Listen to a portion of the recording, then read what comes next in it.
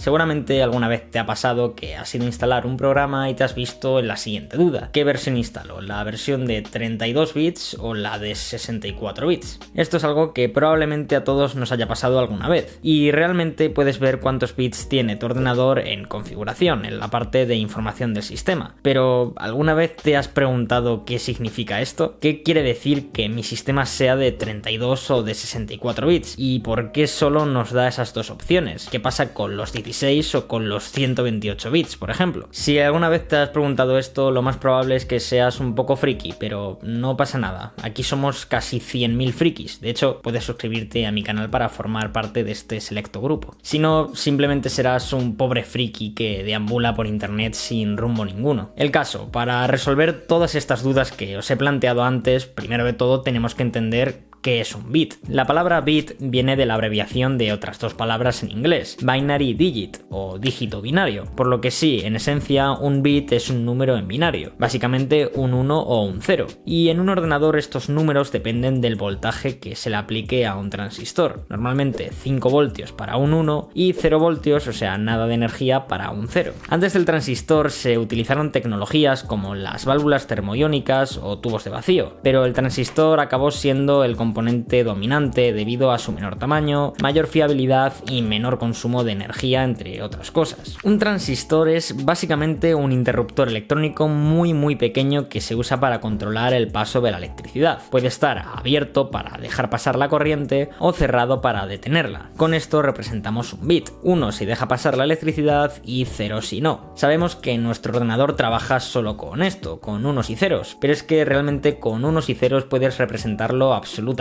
todo: letras, otros números, frases, libros, incluso imágenes, vídeos y bueno, todo lo que ves en tu ordenador. Aunque claro, quizás necesitas millones y millones de bits. Aunque para los ordenadores modernos esto no es problema. Vale, así que ya más o menos tienes unas nociones de lo que es un bit. Esto es importante para poder continuar el vídeo. Ahora dejadme que os presente a este hombre de aquí. Este es Gordon Moore, y además de ser cofundador de Intel, hizo una observación que se convertiría en una predicción bastante acertada sobre el futuro de los procesadores. Moore notó que el número de transistores que caben en un chip se duplicaba aproximadamente cada 2 años, y aunque al principio parecía que era una teoría bastante optimista, acabó cumpliéndose, al menos durante un tiempo, ya que hace años que ya no se cumple, pero eso sí que es tema para otro vídeo. El caso es que esto ha significado durante muchos años que los dispositivos se vuelvan más y más rápidos, además de más pequeños y más eficientes a un ritmo bastante grande, todo gracias a que podemos hacer transistores cada vez más pequeños. Desde la invención del transistor en 1947, estos componentes han seguido reduciéndose. En los primeros días un transistor podía ser del tamaño de una moneda. Hoy en día los fabricantes de chips están trabajando con transistores de apenas unos pocos nanómetros, o sea, una milmillonésima parte de un metro. Y diréis, vale Migma, muy interesante, pero ¿esto qué tiene que ver con el vídeo? Bueno, el tema es que a medida que hemos sido capaces de integrar más transistores en un espacio más pequeño, no solo hemos mejorado la eficiencia y velocidad de los procesadores, sino que también hemos ampliado su capacidad para manejar información, la capacidad de los procesadores de manejar más bits. Esto se traduce directamente en el bitness de un procesador, o lo que es lo mismo, el número de bits del procesador, si este es de 32, 64 o, ¿por qué no?, 128 bits. Aunque, ¿a qué se refiere exactamente? Esto lo veremos un poco más adelante en el vídeo. Ya hemos visto que un bit es algo sencillo, un 1 o un 0, que podemos entender como un interruptor encendido o apagado, verdadero o falso. Ahora vamos a imaginar que tenemos 8 de estos interruptores en fila, cada uno al lado de otro. Con solo un interruptor tienes dos posibles estados, encendido o apagado, o 1 o 0. Pero con 8 interruptores, con 8 bits, puedes crear muchas más combinaciones, porque cada interruptor puede ser independientemente encendido o apagado. Para calcular cuántas combinaciones diferentes puedes hacer con estos 8 interruptores, usamos la fórmula de 2 elevado a n, donde n es el número de interruptores. En este caso, 2 elevado a 8, 256. Son matemáticas básicas, no os pongáis nerviosos. Esto significa que con 8 bits puedes representar 256 valores diferentes, desde 0 hasta 255, combinando los estados encendido y apagado de los 8 interruptores de diferentes maneras. Cada combinación de interruptores encendidos y apagados representan un número único, y con 8 bits puedes crear 256 combinaciones únicas. Sabiendo esto, cuando hablamos de que un procesador tiene X número de bits, nos referimos al ancho de banda del bus de datos y a la capacidad del procesador para manejar información. Con el ejemplo de antes, un procesador de 8 bits como mucho puede direccionar 256 bytes de datos. ¿Por qué bytes y no bits? Bueno, porque si tenemos 256 posiciones de memoria distintas, en cada posición de memoria no solo hay un bit, sino que suele haber 8 bits, o sea, un byte. Igualmente no hace falta entender esto a la perfección para entender el punto del vídeo, y tampoco me quiero poner demasiado técnico, así que voy a poner un ejemplo bastante sencillo. Imagina que tienes varias botellas de dos tamaños distintos para transportar agua desde un río a tu casa. A unas las vamos a llamar botellas de 32 bits y a las otras botellas de 64 bits. Las botellas de 32 bits son más pequeñas y manejables para tareas diarias que no requieren mucha agua. Son perfectas para regar las plantas o beber durante el día, pero tienen un pequeño problema. Si necesitas llevar mucha agua, como para llenar una piscina, las botellas de 32 bits te obligarían a hacer muchos viajes. Aquí es donde entran las botellas de 64 bits, que pueden llevar mucha más cantidad de agua en un solo viaje. Esto te ahorra tiempo y esfuerzo para tareas grandes que requieren mucha agua. Nuestro procesador también hace estos viajes. Son conocidos como los ciclos, que consisten en una serie de pasos que el procesador sigue para leer, interpretar y ejecutar instrucciones. Bueno, pues la cantidad de ciclos que puede hacer nuestro procesador viene fijado por su frecuencia, que en procesadores modernos suele ser de unos cuantos gigahercios, siendo que si nuestro procesador tiene una frecuencia máxima de 4 gigahercios, significa de forma muy simplificada que puede hacer 4.000 millones de viajes o ciclos por segundo. Esto es bastante importante porque, llegando ya al tema principal del vídeo, el número de bits de nuestro procesador, si es de 32 o de 64 bits, que ahora veremos por qué solo nos ofrecen estas dos versiones, determina la capacidad de memoria que el procesador puede direccionar y el tamaño de los datos que puede manejar en un ciclo de instrucción, lo que impacta en el rendimiento de las aplicaciones, especialmente de aquellas que trabajan con grandes volúmenes de datos. Por lo que un procesador de 4 GHz que puede manejar 64 bits de datos por cada ciclo, obviamente va a ser mejor que uno que solo puede manejar 32 bits. O quizás no. Y es que yo ahora planteo otra pregunta. ¿Realmente los bits son tan importantes para el rendimiento de nuestro ordenador o quizás es un poco marketing? Para esto tenemos que observar cómo los procesadores han ido evolucionando desde su creación hasta hoy. En 1971 aparece el Intel 4004, que es considerado como el primer procesador comercial de la historia. Y este era un procesador de 4 bits, aunque su potencia no daba para mucho. De hecho, en un principio fue pensado para usarse en calculadoras. Al pasar a los 8 bits vemos una revolución en la informática personal y en el entretenimiento. En 1977 el Apple II se lanza al mercado, convirtiéndose en uno de los primeros ordenadores personales de éxito y popularizando la informática en el hogar y la educación, que por cierto de esto hablo en mi vídeo sobre Apple, que si no lo habéis visto no sé qué estáis haciendo, os lo dejo por aquí arriba o aquí arriba, no lo sé. Luego, por otro lado, la industria del videojuego recibió un impulso gigantesco con la NES en 1983, que se convirtió en una consola legendaria. Entrando en la era de los 16 bits y acercándonos más a la época actual, esta mayor capacidad permitió a los ordenadores y consolas ofrecer gráficos y sonidos más avanzados. Fue el tiempo de la Commodore Amiga y la Atari ST, que destacaron por su capacidad para manejar gráficos avanzados y sonido. Luego llegamos a los 32 bits, que abrió aún más las capacidades multimedia. Por ejemplo, la PlayStation, lanzada en 1994, aprovechó esta capacidad para revolucionar los videojuegos con gráficos 3D, marcando un antes y un después en la industria. Y finalmente llegamos a los 64 bits, al día de hoy, que lo cierto es que supusieron un gran cambio, debido a algo de lo que mucha gente no es consciente de los procesadores de 32 bits, y que los hace bastante inferiores respecto a los de 64 bits, y prácticamente inutilizables hoy en día. Y es que hay algo muy importante acerca de los bits que no os he contado hasta ahora. Bueno, sí que lo he dejado caer, pero no he especificado exactamente en qué influye esto. Antes os he dicho que un procesador de 8 bits como mucho puede direccionar 256 bytes distintos, pero es que esto se relaciona directamente con la máxima cantidad de RAM que puede tener nuestro ordenador. Esto obviamente es una limitación tremenda, y es una de las razones para el salto de los 32 a los 64 bits. En el caso de un procesador de 32 bits, este únicamente puede direccionar 2 2 elevado a 32 bytes, que se traduce en 4 GB.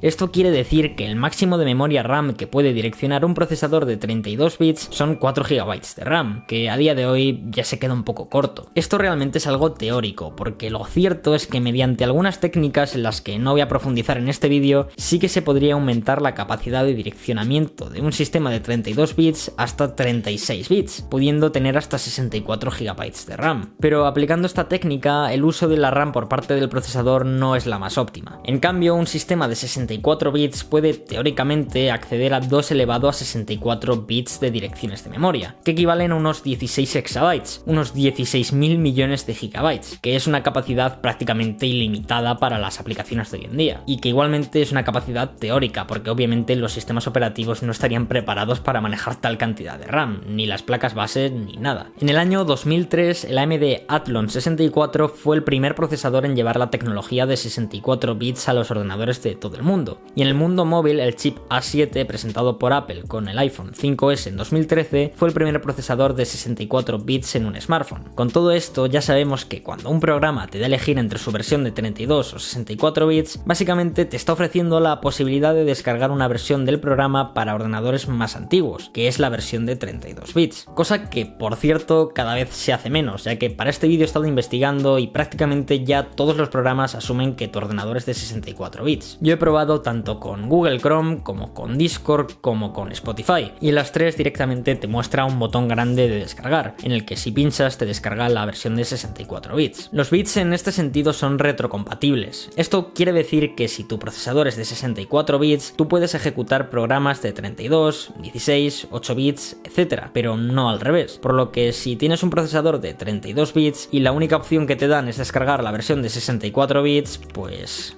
F. Aunque es cierto que en mi caso es lógico, ya que tengo Windows 11 instalado, así que no tendría sentido que me dieran la opción de descargar el programa para 32 bits, cuando ni siquiera Windows 11 lo soporta. Probablemente tenga que ver con que te exijan mínimo 4 GB de RAM. Al final no tendría sentido correr 4 GB de RAM en un procesador de 32 bits. Así que bueno, yo creo que más o menos con esto ya queda más o menos resuelta la pregunta de por qué nos dan dos opciones a la hora de descargar un programa. Pero ahora puede surgir otra duda. Como os he comentado antes, el primer procesador de 64 bits comercial salió hace ya más de 20 años, y desde hace unos 15 años son prácticamente la norma. Pero si más bits es siempre mejor, ¿por qué los fabricantes no lanzan procesadores de 128, 256 o 700.000 bits? Pues básicamente por la misma razón que no llevas un Monster Truck para ir al Mercadona. Sí, sé que el ejemplo es un poco raro, pero lo vais a entender. Un Monster Truck es un coche enorme, con mucha potencia y capaz de atravesar casi cualquier terreno, pero claro, quizás para ir al Mercadona es un poco excesivo, que digo yo, consumiría mucha más gasolina que un coche normal, a ver dónde aparcas ese trasto y en general sería más complicado de manejar en el tráfico diario, pues básicamente es eso lo que pasaría con los procesadores con muchísimos bits. Volviendo con el ejemplo de las botellas, podemos imaginar que ahora mismo cada vez que vamos al río a por agua estamos yendo con botellas de 64 bits, el caso es que estamos muy lejos de llenar las botellas de 64 bits en cada viaje que hacemos. Esta botella ya es tan grande que lo cierto es que probablemente nunca llenemos ni la mitad de ella, incluso cuando necesitamos muchísima agua como puede ser para llenar una piscina. Un procesador de 64 bits puede direccionar más memoria y teóricamente procesar datos más rápidamente que uno de 32 bits debido a su capacidad para trabajar con números más grandes y manejar más datos en un solo ciclo de procesador. El tema es que un procesador pueda manejar cantidades masivas de datos muchas veces no se traduce en más rendimiento, ya que hay muchas aplicaciones que no se aprovechan de esta ventaja. Por ejemplo, un programa como Microsoft Word o Excel no se benefician en nada de la capacidad de procesar 64 bits de datos a la vez, porque la tarea que realizan no requiere manipular grandes cantidades de datos o direccionar más de 4 GB de memoria. En el caso de aplicaciones más exigentes como programas de edición de vídeo o videojuegos avanzados, el beneficio de los sistemas de 64 bits sí puede parecer más evidente. Estas aplicaciones pueden requerir mucho más de necesite 4 GB de RAM para funcionar bien. El tema es que no todo es tan sencillo, y el número de bits no es el único factor que influye en el rendimiento de los programas de tu ordenador. Hay que tener en cuenta otras cosas como la frecuencia del procesador, la velocidad del disco, la cantidad y velocidad de la memoria RAM y especialmente el rendimiento de la tarjeta gráfica. Y es que normalmente las tareas más exigentes que se le pueden pedir al ordenador son tareas que requieren de tarjeta gráfica, tareas donde el límite lo pone esta misma y donde el procesador no puede ayudar más. Esto puede ser editar vídeo en 4K, cargar texturas de alta resolución en videojuegos o minar Bitcoin.